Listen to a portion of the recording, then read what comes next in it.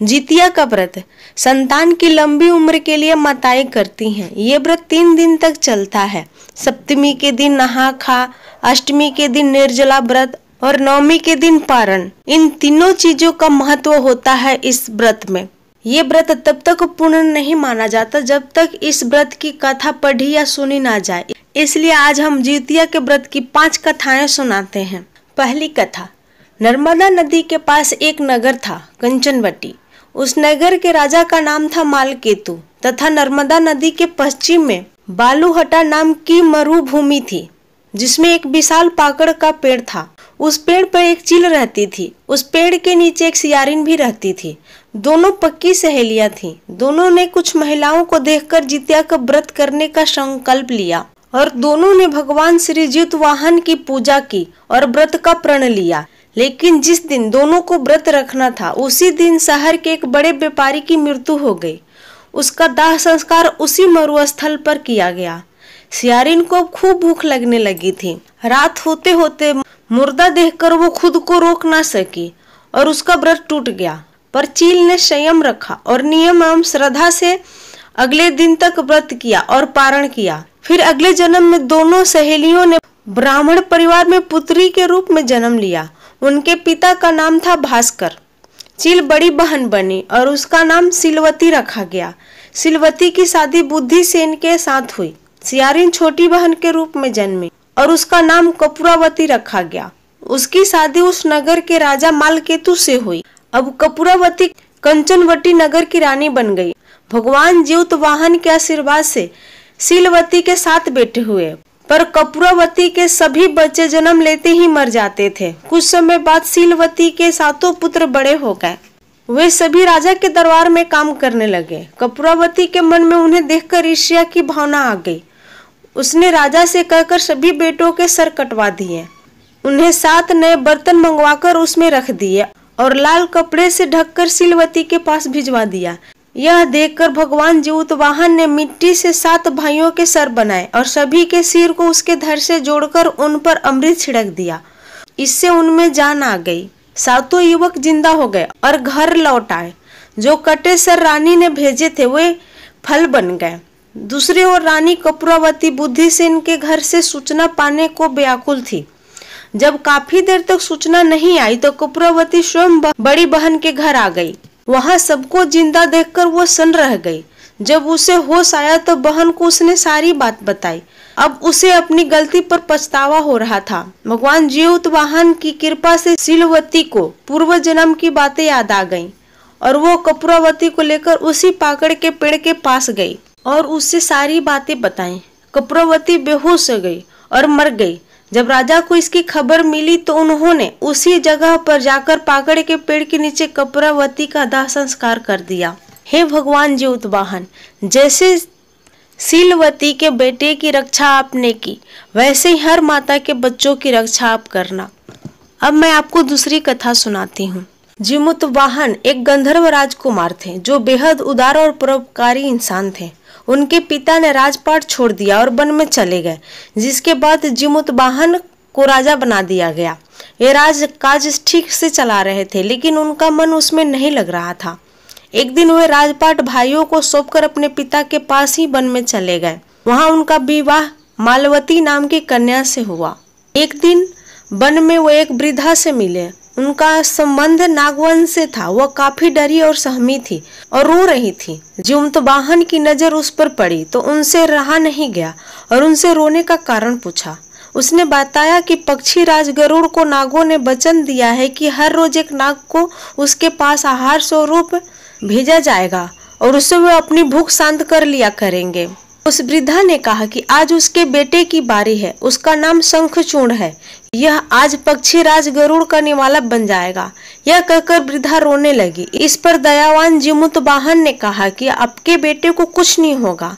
वह आज पक्षी राज गरुड़ के पास नहीं जाएगा, उसके बदले वे जाएंगे। ऐसा कहकर जितवाहन तय समय पर स्वयं गरुड़ देव के पास पहुंच गए। जितवाहन लाल कपड़े में लिपटे थे। गरुड़ देव ने उनको पंजे में दबोच लिया और उड़ गए। इसी बीच उन्होंने देखा कि जितवाहन रो रहे हैं और करा रहे हैं। तब वो एक पहाड़ के शिखर पर रुक गए और जिमुतवाहन को मुक्त किया। तब उन्होंने सारी घटना बताई। गरुड़ देव जिमुतवाहन की दया और साहस की भावना पर काफी प्रसन्न हुए। उन्होंने जिमुतवाहन को जीवन दान दे दिया। साथ ही उन्होंने वचन दिया कि आज से वो कभी किसी नाग को अपना ग्रास नहीं बनाएंगे। इस प्रकार से जिमुतवाहन के कारण नागवंश की रक्षा हुई।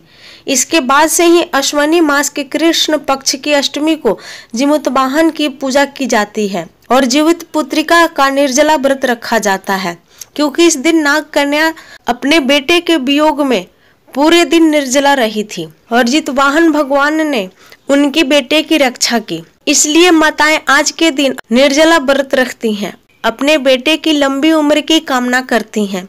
हे जिमुतवाहन भगवान, जैसे आपने नाग माता के बच्चे की रक्षा की, वैसे ही हर माता के बच्चों की रक्षा करना, उनके हर दुख तकलीफ में उनकी रक्षा करना। जय जिमुतवाहन भगवान। अब मैं आपको तीसरी कहानी सुनाती हूँ। ये कहानी महाभारत काल से जुड़ी हुई है। महाभारत के युद्ध में पिता के मौत के बाद अश्वत्थामा बहुत नाराज था। सीने में बदले की भावना लिए वह पांडवों के शिविर में घुस गया। शिविर के अंदर 5 लोग सो रहे थे। अश्वत्थामा ने उन्हें पांडव समझकर मार डाला। कहा जाता है कि सभी द्रौपदी के 5 संतानें थीं। अर्जुन ने अश्वत्थामा को बंदी बनाकर उसकी दिव्य मणि छीन ली। क्रोध में आकर अश्वत्थामा ने मनु के पत्नी के गर्भ में पल रहे बच्चे को ब्रह्मास्त्र से मार डाला। ऐसे में भगवान श्री कृष्ण ने अपने सभी पुण्यों का फल उत्तरा की जन्मी संतान को देकर उसके गर्भ में पल रहे बच्चे को पुनः जीवित कर दिया। भगवान श्री कृष्ण की कृपा से जीवित होने वाले इस बच्चे को जीवित पुत्रिका नाम दिया गया।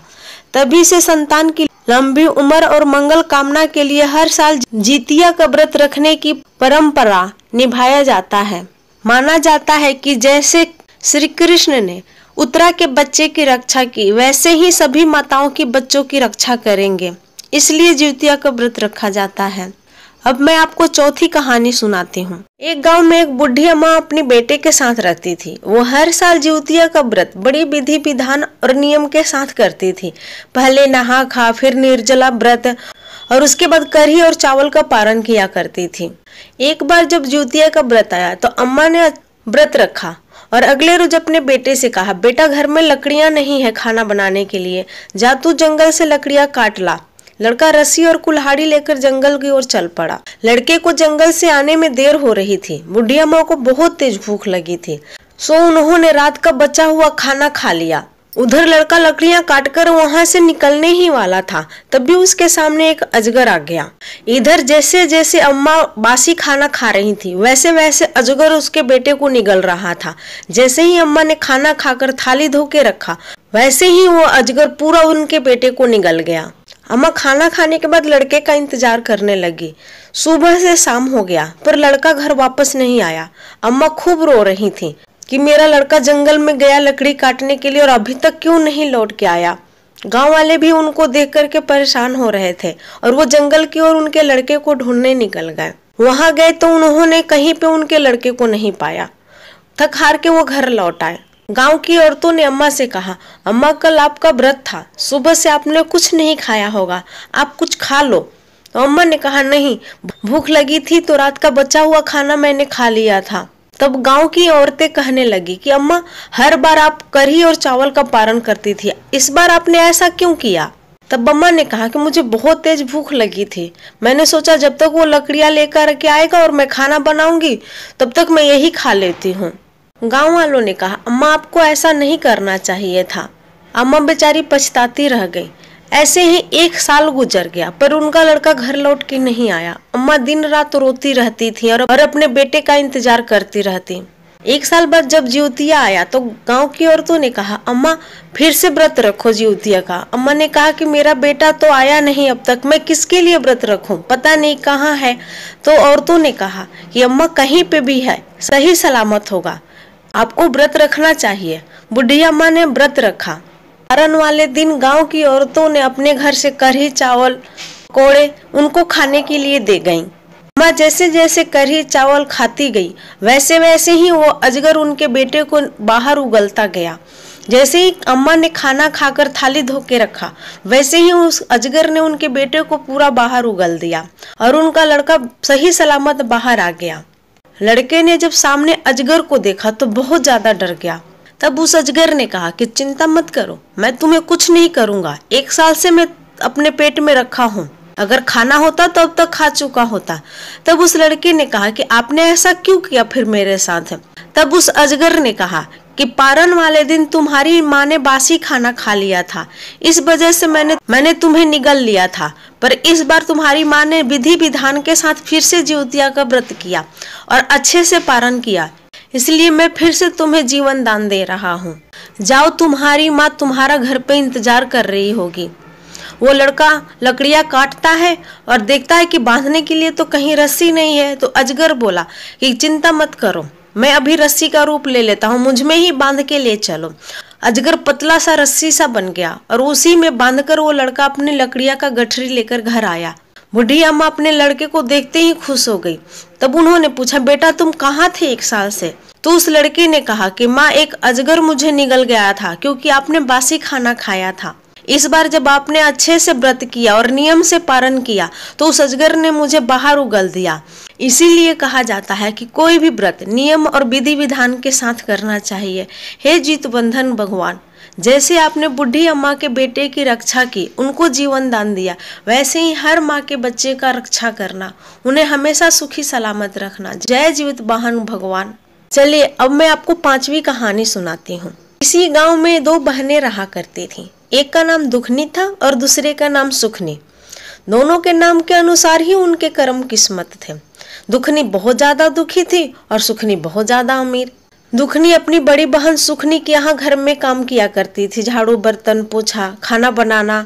और शाम को जब वो घर आती तो सुखनी अपने घर का बचा हुआ खाना बासी जो भी होता था वो दुखनी को दे दिया करती। दुखनी अपने बच्चों को लाके खिलाती और पेट पालती। ऐसे ही उनके जीवन गुजर रहे थे। एक बार जिउतिया का व्रत आया। दुखनी अपनी बहन के घर गई। उस दिन नहा खा था। नहा खा के दिन पुआ पकवान बनता है।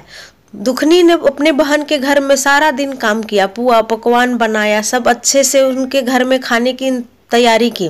जब शाम को वो लौटने लगी तो उसकी बहन ने उस दिन उसको कुछ नहीं दिया। उसने अपनी बहन से कहा कि बहन, हर बार तो तू मुझे कुछ न कुछ देती है खाने के लिए, आज तो मुझे कुछ नहीं देगी? आज नहा खा है और आज के दिन पुआ पकवान बनता है, कुछ तो दे दे, मेरे बच्चे भूखे होंगे।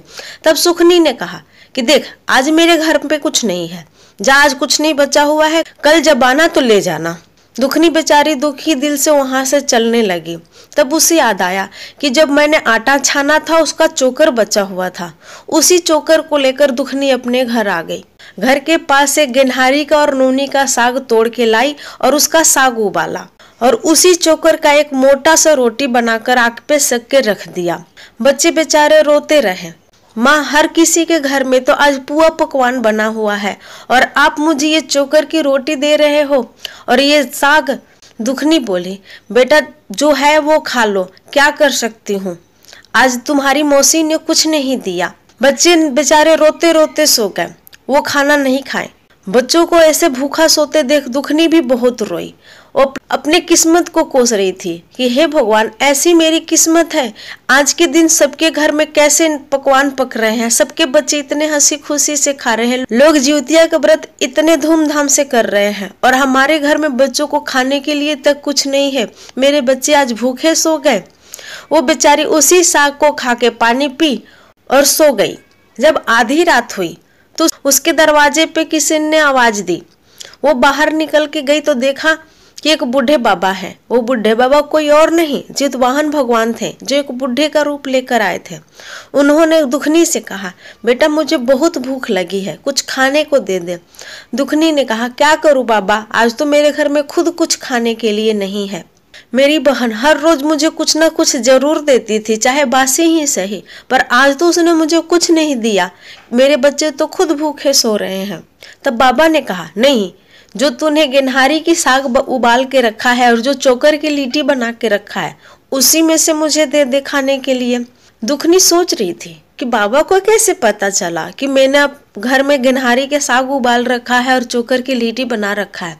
उन्होंने कहा, बाबा ठीक है, अगर आप वही खाना चाहते हैं तो मैं आपको वही दे देती हूँ। उसने गेनहारी का साग और छोटा सा तोड़ करके चोकर की रोटी बाबा को दिया खाने के लिए। बाबा खाए और एक लोटा पानी पी के बोले बेटा बहुत रात हो गई है, यहीं पे कहीं रह जाऊं?